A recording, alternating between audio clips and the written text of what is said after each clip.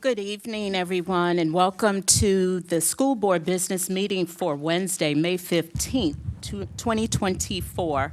A quorum is present to conduct the business of the school board this evening.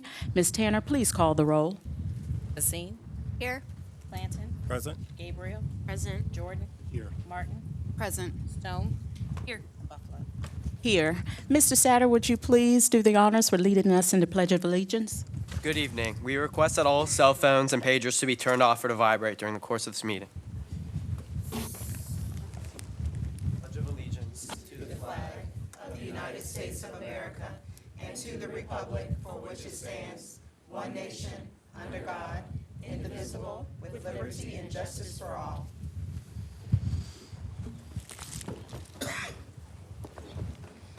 May I have a motion to adopt the school board business agenda? Madam Chair, I move that we adopt the school board business agenda as presented. Any discussion? Ms. Tanner, please call the roll. Basine? Aye. Clanton? Aye. Gabriel? Aye. Jordan? Martin? Aye. Stone? Aye. And Buffalo. Aye. We'll move on to 3.05, the school board clerk's report. Ms. Tanner. Madam Chairwoman, board members, Superintendent Dr. Birdsong, our student representatives, and all of you here on today.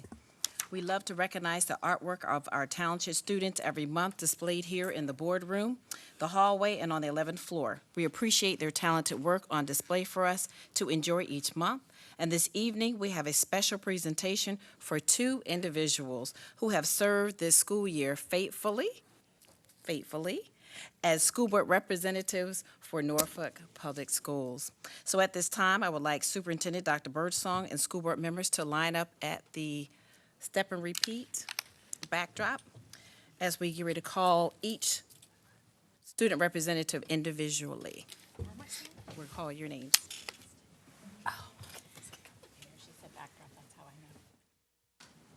And Dr. Birdsong and Chairwoman Buffalo, I want you guys to go to the podium, please.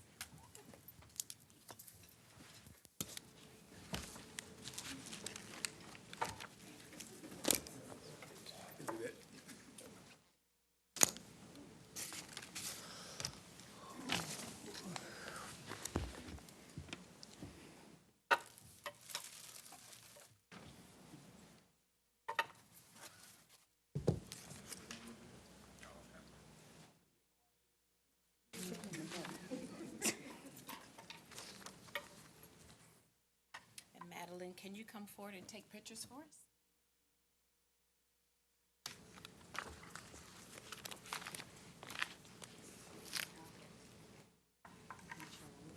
Thank you. Okay. Cameron Satter, would you please come forward?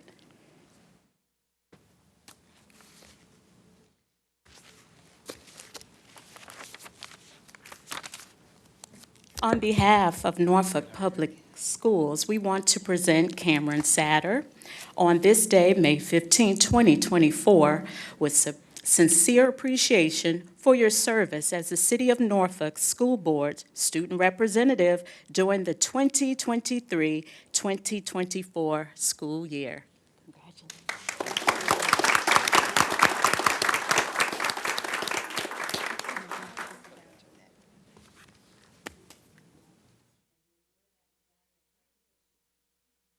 Proud to.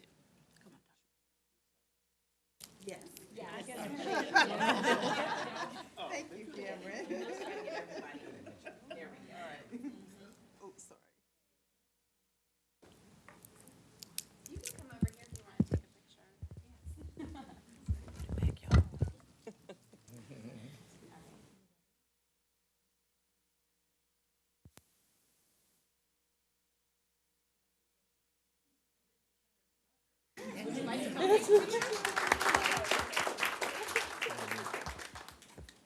Next.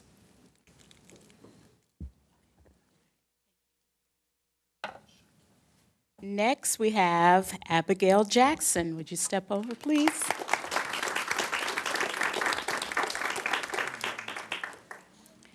This plaque is presented to Abigail Jackson on May 15, 2024, with sincere appreciation for your service as the City of Norfolk School Board Student Representative during the 2023-2024 school year. Thank you for your service.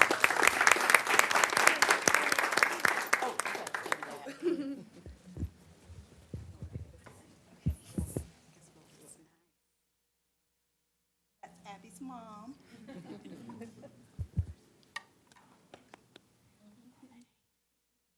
Did you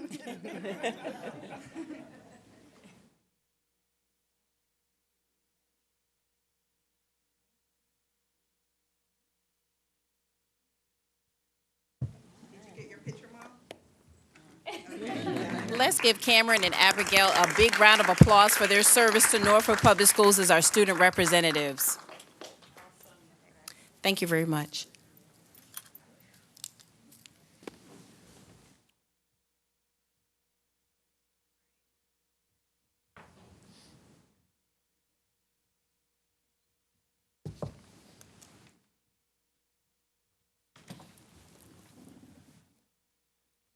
And Madam Chairman, this concludes my report.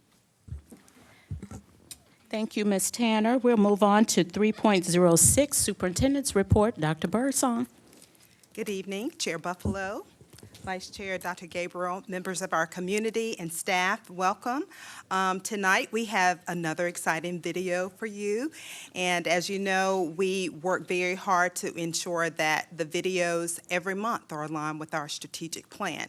So we're looking forward to another exciting video. And this, I believe we have one more until the end of the school year. And so I believe this is the last time we have a business meeting before all of our teachers and administrators before they go home. Well, teachers, not administrators, you work 12 months. Don't forget principals. Before we end the school year. And I just wanted to take this time to say thank you. It's been a hard year, it's been a challenging year, but it's been a great year. And we've done a lot of great things for children, so don't forget that. So now please roll the video.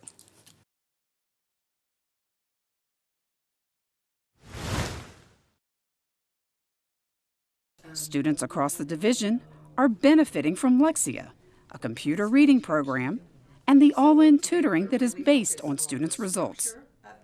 These fourth graders at Larimore Elementary come by before school twice a week to help make up for missed class time. Lexia identifies where students need help with reading and gives the tutors actual lessons to help students catch up. Today we did a reading lesson with Lexia on informational text, finding out the main idea and key details. They did very well, so they had hands-on materials, they got to participate in the lesson, it was on the board, and they really did a good job paraphrasing and summarizing the key details. This combination of Lexia and the all-in tutoring has a real impact on how efficiently tutors teach and students learn. It saves a lot of time. So Lexia has pre-made slides, it has pre-made materials, passages. I don't have to create anything. I can just pull what they need and then present it. She helps us try to find the main idea of the passage. You can kind of listen to her, then you can underline and get the right stuff. It's helping me so you can spell words that are new or that you don't know how to spell. I don't really know how to pronounce some words, so as I come here and learn how to read, I can pronounce more words. A few of our students participated in a unique event called the Invention Convention, held at Chrysler Museum. This is the next generation of talent. We have taken this Invention Convention curriculum to Norfolk Public Schools because it's never too early to let these kids show that they can be inventors. The winners were Kyrie Hayward and Darius Jones from Lake Taylor School. The problem is that the food, when we get to the line and take it back to the table, it's always cold. So we invented a tray warmer. When you have the heating pocket, you shake it around and then put it under the tray so it can heat up the food. The duo appreciated the guidance and help they got from their teacher. She taught us different ideas that we can use, different objects, different types of stuff, and I want to thank Ms. Tucker for all of this. These students learned skills that will help them throughout life. Lake Taylor has taught me to even if something fails the first time, to not give up and try it again. And because the first time I did this, I didn't think it was good enough, but I retried and did it again, and it got better. Middle school students from Blair and the Academy of International Studies at Rosemont battled against one another in the courtroom law final at the Norfolk Circuit Court. After weeks of preparation for the trial, students on both teams did an outstanding job of presenting their cases to an actual judge. Fantastic. Great job by all the students. That they have great local lawyers teaching them, a lot of experience from the teachers, a lot of enthusiasm and passion, just like you want to see in a courtroom. That's how you win a case, but these kids do a great job. For middle school, I'm highly impressed. In the end, the defense team from Blair edged out the win by a mere 2 points. Their victory was made sweeter by the fact that they overcame a significant obstacle. What's really amazing is our team here started off as prosecution. We had less than a week to prepare to switch all the way from prosecution to defense, the complete opposite side of the spectrum. So we weren't sure if we were going to win, but we're still really happy we did. I mean, I feel like the whole thing was hard, but my biggest challenge was having to do this all in less than a week because we were originally prosecution. Like, I wrote my opening statement this morning. It's very fun and enlightening. I mean, my original plan was to be a doctor, but I might do this now. Student art, theater performances, and music were all on display during Norfolk Public Schools' annual Fine Arts Festival.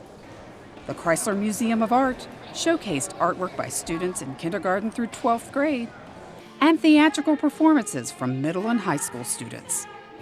Nearly 800 attendees enjoyed all the art and fun activities, but it was students who truly benefited from having artwork they loved creating displayed in such a prestigious location. This is a really unique opportunity that brings the community into the museum. So they're able to see the masterworks that are exhibited throughout the Chrysler Museum, but then they're also able to kind of experience their own artwork in a professional setting, such as the Chrysler. And hopefully that kind of allows them to broaden what they think they might be in the future. Later in the day, Booker T. Washington High School was the site for outstanding musical performances, as guests heard from the Strolling Silver Strings and 2 all-city orchestras. The orchestras featured guest conductors who were excited to work with and inspire these young musicians. I hope it gives them more enthusiasm about playing music. That's what I'm all about in my classroom too at Lansdowne. I want them to be really enthusiastic about music, because I am. If they are excited about the things that they did today, and they think about maybe I can do it again next year, maybe I can be a teacher, anything that'll keep them going, anything that as long as you're enthusiastic about music, that I've done my job. Passing along the NPS attendance flag and some pride from one Panther Claw to another, St. Helena Elementary students and staff wrapped up their spirited Norfolk Public Schools attendance challenge by taking a ride over to Lindenwood Elementary to offer words of encouragement to their fellow Panthers. Lindenwood wasted no time getting to work, shining a light on great attendance, because good attendance leads to bright futures.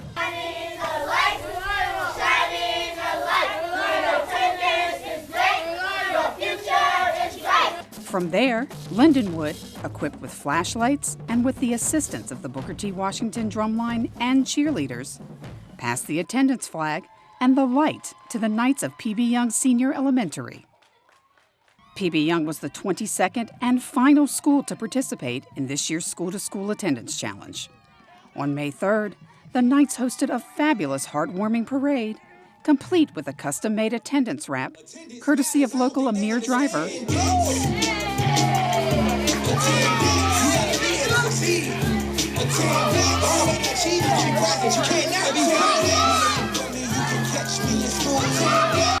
and the mighty Booker's drumline and cheerleaders to present Superintendent Dr. Sharon Birdsong with a symbolic attendance flag. P.B. Young also tapped Booker T to be the first school to kick off the challenge for the 2024-25 school year. Each month, as part of the School-to-School Attendance Challenge, NPS recognizes the schools that are leading the way in combating chronic absenteeism. Congratulations to the following schools for having the best attendance for the month of April and for earning the most improved attendance: Keep up the great work. It's been a big year for Maurice Christine Fitzgerald. The multiple all-state track performer can add Atlantic Orthopedic Specialist Student Athlete of the Month to her list of accomplishments. I'm extremely blessed. I've done so much. I've come out here every day. I work so hard. So it's just kind of another one of those testaments to all the work I've put in, all the work that's been put into me. Fitzgerald has a 3.8 GPA and will be taking her talents to James Madison University in the fall on a track scholarship. Christine is just the epitome of a great athlete. I never have to worry about her, not getting her grades together. I never have to worry about her working hard at practice. She's an example for our team. She's been a captain for 2 years. She's just a great kid all around, not just on the track, but off the track. Administrators visited schools throughout the division to present outstanding teachers with Rockstar Awards in April. This award recognizes exceptional teachers for excellent attendance or reaching at least 95% student participation on their STAR literacy assessments. Teachers appreciated being honored for their commitment to their work and their students. It was completely unexpected, so I'm not really sure, but I'm super grateful. Yeah, the encouragement is great. I don't really think about that I'm here, regularly. You show up and just do your work. But I think for the district to do that, the recognition is great. It was a definite surprise. I'm very thankful for it. And it was great. It was a great Friday, great end to the week for teachers. We're here for the kids. And I think consistency is key. And they look forward to physical education. It's one of their highlights of their day. So being able to get them excited to be here, but move them as much as I can in 45 minutes and learn something along the way is something I take a lot of pride in. Service members from the USS George H.W. Bush were at nearly 20 of our schools in April as part of their 1,000 Points of Light Community Service Day. These dedicated sailors tidied up school grounds, painted picnic tables, and cheered on students in a parade. Over at Suburban Park Elementary, they had a lot of fun helping fifth graders with their science SOL review race. It shows the kids that our community is involved, that it's more of a partnership, and to see someone that is invested in their education to take the time out to come out today and to help them review for an upcoming state exam. Little Creek Elementary had service members stuffing envelopes, sorting books for distribution, and reading to some very bright second graders. They were all extremely helpful and enjoyed being back in a school. It's been a very long time, but it's good. It's good. Kids are very energetic, so it makes me happy doing what I'm doing. It's not just about working. It's all about giving back, setting up mentorship, showing that we're here to support. We have a lot of service member families here, so the kids getting to see service members come, take their time to come and just serve at their school is a really big thing for us. And the students love it, we love it, and we just love being a part of the community. Students in Granby High School's economics and personal finance classes took part in a unique financial field day where they competed against one another to see who knew the most about personal finance. Representatives from Truist Bank and EverFi from Blackbaud led students through 5 different interactive stations, all designed to help them become more knowledgeable about their finances. I know so many of us wish we had learned more about financial literacy in high school. So they're learning about credit scores, they're learning about savings, they're learning about identity protection. So different things that are going to really set them up for a successful future after high school. This is amazing for kids to learn because most people in high school don't really know how to manage their money. They're just worried about getting it. But this, even if you have it, if you don't know how to spend it, there's no point. I've learned this a little bit, but this is very helpful in me getting into the real world and managing my money. I really liked learning how to budget because I'm not good with budgeting, but it was really exciting to be here with groups of people and actually learn in a fun environment. I like hands-on stuff, and you don't really get a lot of hands-on things when you're just learning in the classroom, but with this assembly it's amazing. It's really fun. Military-connected fifth graders at Larchmont Elementary spent time on Fridays in April reading to younger students at the school. These students read military-related books and then answered questions from the class. That was one of their ideas as part of us celebrating the month of the military child here in April, for them to give back and also to help some of the younger kids maybe gain a better understanding of what it's like to be a military child. I was reading a book to my brother's class. They liked it. They paid close attention when I showed them the pictures. They seemed to like them. I wanted to be able to see my brother in the school day, and all his friends love me. I read to the second grade classes about what it's like to be on deployment and what it's like for the kids. They were very intent and they loved to listen, and they had a lot of really good questions too. I think it was important for me to do it to share what it's like and how it is, because there are a lot of kids that are feeling this way, and I wanted some kids to know. Norview High was the spot as a notable event took place. Spearheaded by PE teacher Mariah Stewart, with help from the Norview varsity baseball team, a challenger inning was played for some Norview students who have exceptional needs. Everyone deserves the chance to play a sport in high school. Physical disability, mental disability, intellectual disability. There's no reason why anyone shouldn't be able to do this. I thought it was a good look on us. I thought we really, it helped us as a team. It made us come together, help our fellow classmates, just felt like we all just came together and did a really good thing. For more stories and information about what's happening in Norfolk Public Schools, visit the NPS homepage and click on the YouTube link. That concludes my report.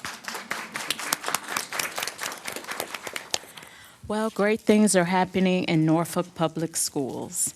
We're going to move on to 3.070 citizen comments. Ms. Tanner. Chairwoman Buffalo, for today's citizens' comments, we have one speaker. Today's speaker signed up for public comments before the start of today's business meeting.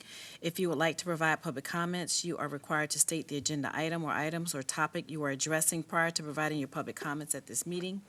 When your name is called, please come forward to the speaker's podium, state your name and whether you have a child in Norfolk Public Schools, or if you are employed by the district, and state your agenda item. One person is to speak at a time. If you are representing a group, state the group's name. You may ask your group members to stand in place to be recognized. Speaking time is limited to 3 minutes.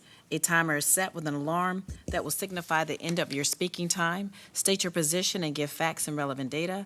Avoid saying anything that identifies students or personnel information about an individual employees. Personnel, disciplinary, and confidential matters may be addressed to the school board directly via email at schoolboard@npsk12.com. Comments should be addressed to the board and not addressed to an individual member. School board members do not respond to public comments at the time they are given, and any written statements or supporting materials should be given to the clerk. Chairwoman Buffalo, our first speaker and only speaker for tonight is Sonia Smith with Delta Sigma Theta Incorporated. I clap for you, Sonia. I know you. Good evening. All the directions. Sonia Smith. I do not have a child in Norfolk Public Schools anymore, and I'm representing Delta Sigma Theta Sorority Incorporated, the Norfolk Alumni Chapter. That hit everything, Madam Clerk? Yes, ma'am. Okay, all right then. Oh, my time. Okay, greetings. I am Sonia Smith, and I am the chair of the Social Action Committee of the Norfolk Alumni Chapter of Delta Sigma Theta Sorority Incorporated. Will our chapter members please stand? This evening, I am joined by our esteemed president, Dr. Gardnerella Green, and together we convey our heartfelt greetings on behalf of all of our chapter members. We gather here today to celebrate our 95 years of dedicated service to our cherished city and take this moment to extend our sincere appreciation to our public school board and its administrators, school bus drivers, teachers, everybody that come together to make sure that our students get what they need. Tanya. Lost my place. Okay, all right. Since 1929, we have bestowed scholarships totaling over $900,000 to Norfolk students. This year, we are proud to award $25,000, $5,000 each to a deserving student at every high school. These scholarships pay homage to our revered member, the late Mrs. Mildred Dudley Peters, the trailblazing African-American supervisor for black schools in Norfolk. We also wish to pay tribute to another distinguished member, Mrs. Alberta Hobson, who at the young age of 103 continues to inspire us with her journey. Mrs. Hobson embarked on her teaching career with MPS in 1942 as a substitute teacher at Booker T. Washington High School and retired in 1985 from my alma mater, Norview High School. During this time, she taught at Jay Cox, and following integration, she transitioned to Blair and taught night school English at Norfolk State. We believe in the development of our youth and take immense pride in our 3 youth initiatives. The Dr. Betty Shabazz Delta Academy caters to young women who are aged 11 to 14, providing them exposure to STEM fields. The Dr. Jean Noble Growing and Empowering Myself Successfully, we call it our GEMS program, is designed for young women 14 to 18, and our mission is to nurture strong, confident, and goal-driven women and equip them to play an active role in their personal success.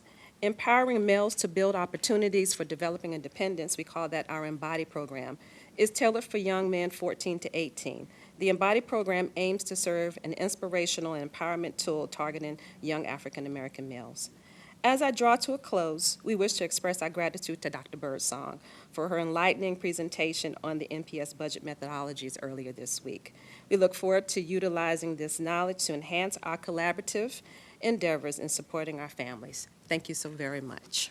Thank you for your comments. That concludes our speakers. Thank you, Ms. Tanner. We're going to move on to 3.08. May I have a motion to approve the consent agenda? Madam Chair, I move that we approve the consent agenda. May I have a second? Second. Is there any discussion? With none, Ms. Tanner, please call the roll. Basine? Aye. Planton? Aye. Gabriel? Aye. Jordan? Aye. Martin? Aye. Stone? Aye. Buffalo? Aye. We're going to move on to 5.01, monthly financial report. Dr. Birdsong. Good evening again. We're going to be joined by Chief Finance Officer Cheryl Spivey at the podium. Thank you. Good evening. I'm Chair Buffalo, Vice Chair Gabriel, Dr. Birdsong. This evening, I will review the monthly financial report for the month of April. The April report covers 10 months for the fiscal year that started July 1st of 2023. As with previous financial reports, the report reflects July through April transactions that were recorded as of May 7th of this year. Looking at the revenues, if we scroll down a little bit, if we can go to the bottom of the revenues, for the first 10 months, we have received $318.4 million of our $399 million budget, which is 79.8%. This compares to the prior 2 years' collections of 76.5% and 78.7%.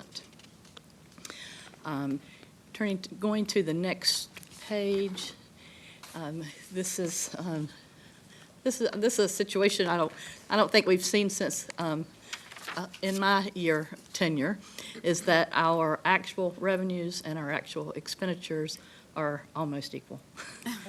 And so you can let's see that we spent or encumbered $319 million, or 80% of the $399 million budget. Spending through April during the previous 2 years ranged from 74.8% to 78%. The most significant increases are in employee compensation, employee benefits, and student transportation, and our CSEP tuition. I'm going to, one slide and we haven't been looking at previously is on page 5, and I'm going to ask us to turn to that slide. I wanted to point out, so this, the bottom line, the revenues and expenditures are the same amounts, the same percentages that I just mentioned.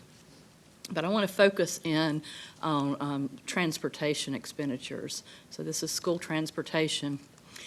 As you can see on that slide, our budget for school transportation for this fiscal year is $14.9 million, and so far we've spent $15.5 million. The primary driver of that difference is, if you recall, in June of last year, we had to amend our budget because the state had made an error in the state funding, and we had to reduce our budget.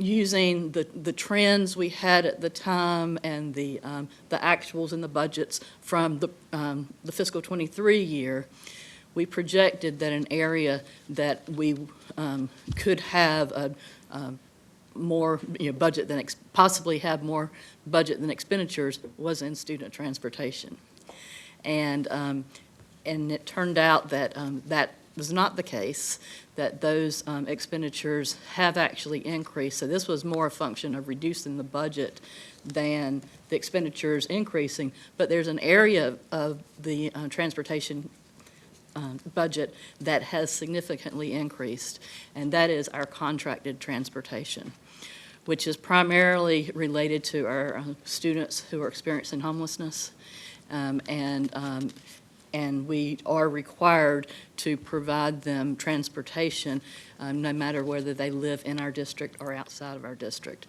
And that is the primary driver of the expenditures being higher.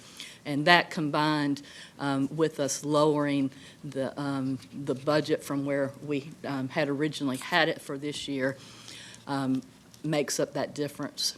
So you'll notice we for this period we have not had any transfers over $50,000, but at our next meeting we will be showing budget transfers that will keep that line, that transportation line within budget, and so that's something that we will do in the coming weeks, and will show up in these financial statements when we present in June. And that's all I have on the monthly financial statements. If anyone has any questions or comments, I'll be happy to assist. Okay, thank you, Ms. Spivey. School board members, you've heard the report. Are there any questions? Madam Chair. Mr. Clanton? Thank you. Thank you, Ms. Spivey. I want to go back to that page about transportation. Yes. And I understand, McKinney Vento students are students that are homeless, and I understand that we have an increase. The big question that I still have, though, are we going to meet the needs of those students and making sure that they get to school? I know that we're saying we're moving budget transfers, but what does that look like? I mean, and I guess that's to make us whole for this year, but what does that look like for next school year? We are going to meet those needs. So we will, for this school year, we will look for where we have expenditures less than budgeted and that projected out to cover those. We're going to provide transportation for all our students, including those that use the contracted transportation. For the next year's budget, we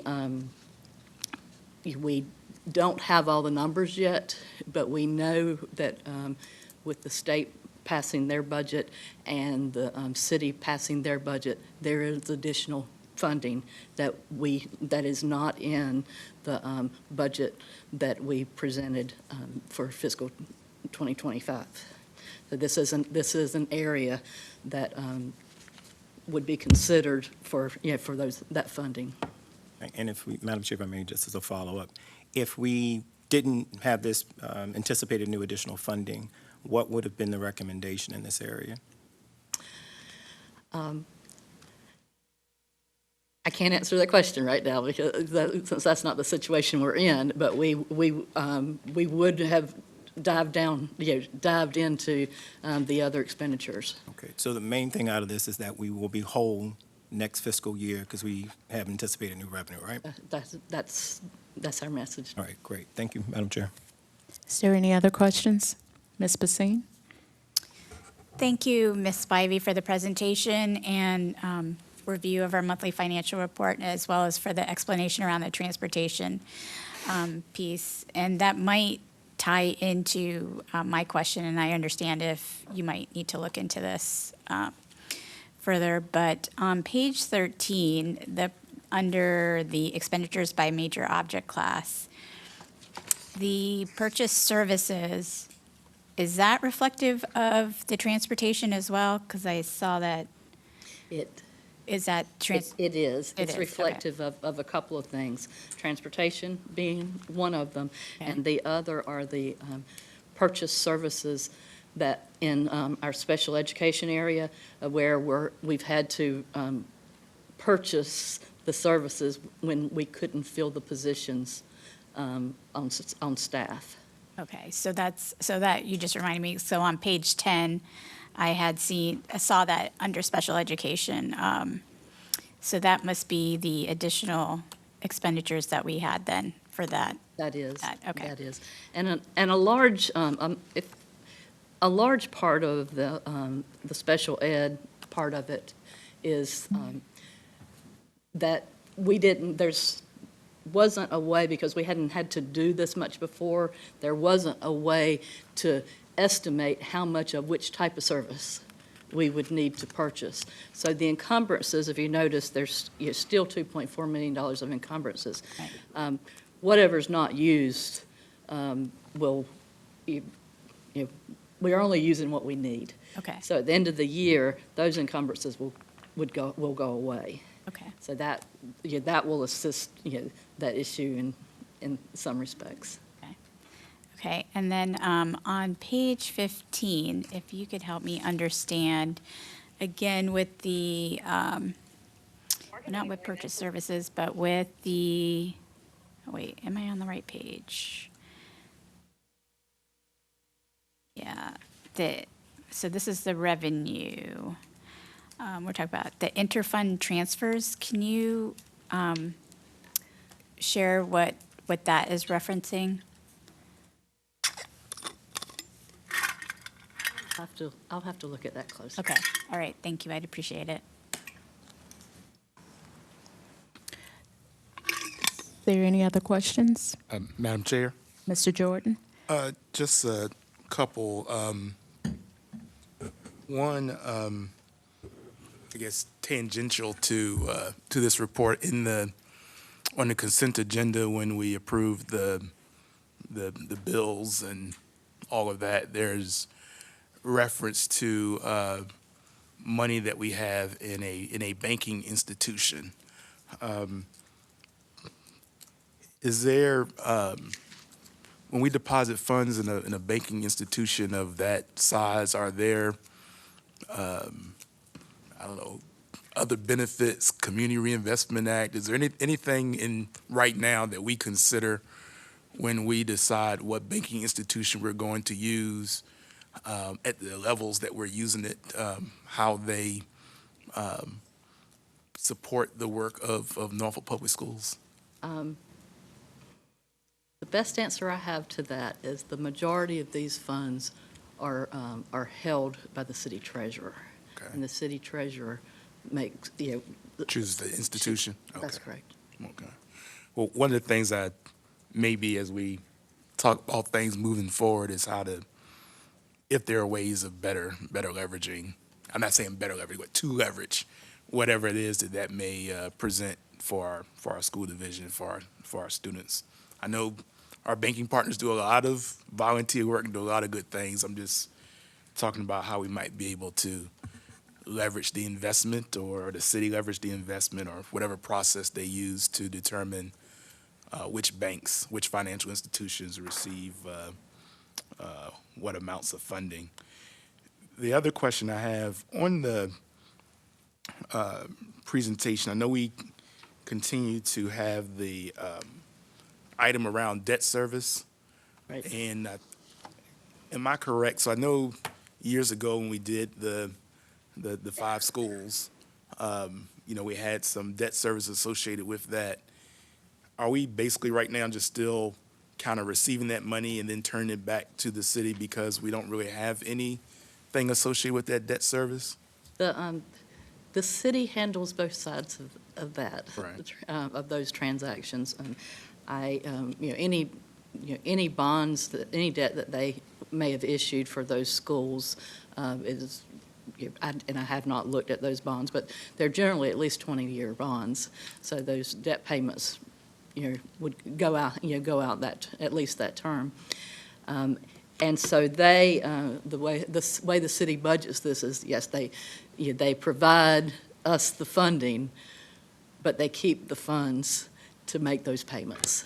So, that transaction never runs through our accounting system. Okay. So it could be the case that it's being utilized, it just doesn't show up that way.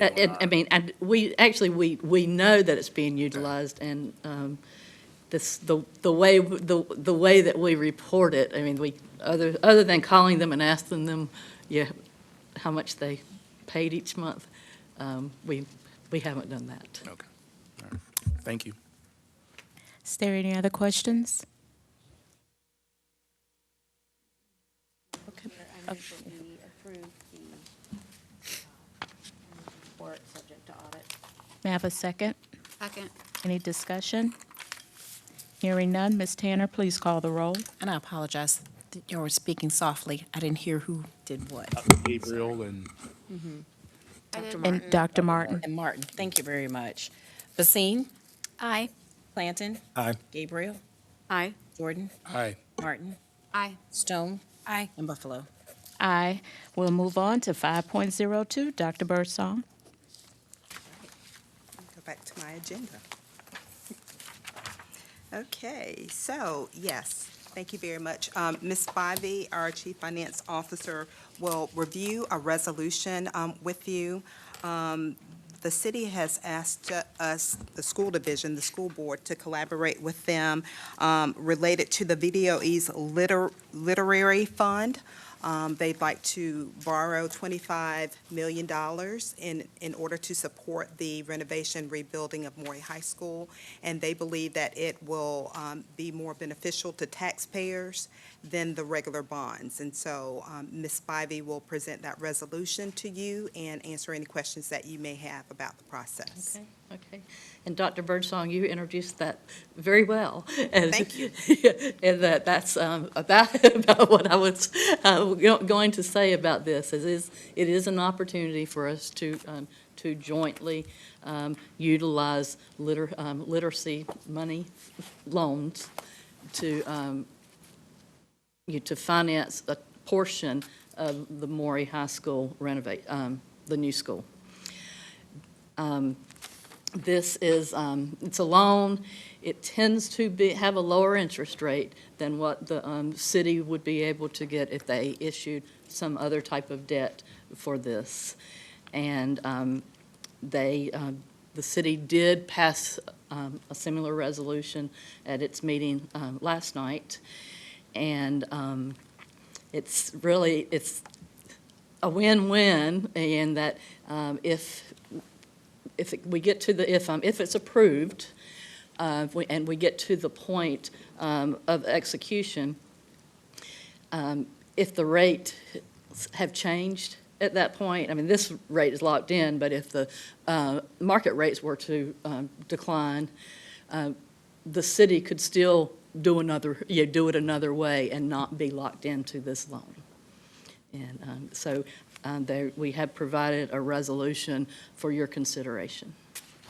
All right, school board members, you've heard Ms. Spivey's and Dr. Birdsong's recommendation about the VDOE Literacy Fund application. May I have a motion?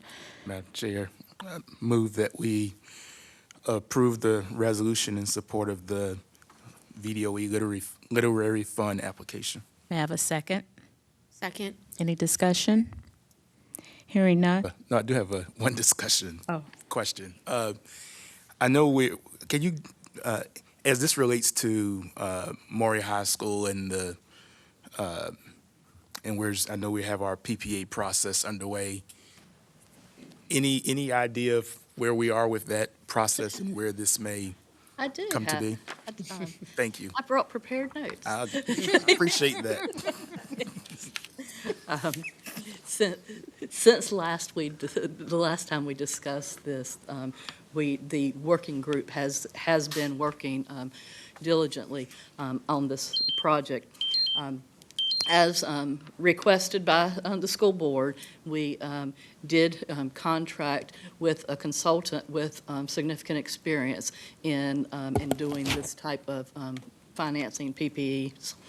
And his name is Mr. Yadzik, and he works for MVP. And Mr. Yadzik has been coordinating meetings between with the working group, and the working group are members of Norfolk Public Schools staff, city staff, and the Heartland group. And we have been meeting, and Mr. Yadzik and the city attorney's office have been working on the interim agreement, which I understand is coming along. So so those things have happened early this year and up to this point. The next thing that we plan to do is organize and hold a community engagement event where the community can see the drawings of the school, see the conceptual drawings, ask questions as they would like to, and we are in the planning stage of that meeting right now. All right, thank you. Is there any other questions? All right, hearing none, Ms. Tanner, please call the roll. Basine? Aye. Lanton? Aye. Gabriel? Aye. Jordan? Aye. Martin? Aye. Stone? Aye. And Buffalo. Aye. Okay, so before we adjourn, I do want to say again, thank you, Ms. Jackson, Mr. Sadar, for serving as our school board student representatives. There's always an open invitation to come back and share with us how Norfolk Public Schools has prepared you all to be those great citizens that you aspire to be as you leave us. I think the next time we will see you is at graduation, right? Yeah, so looking forward to that. And everyone drive home safely, and this meeting is adjourned.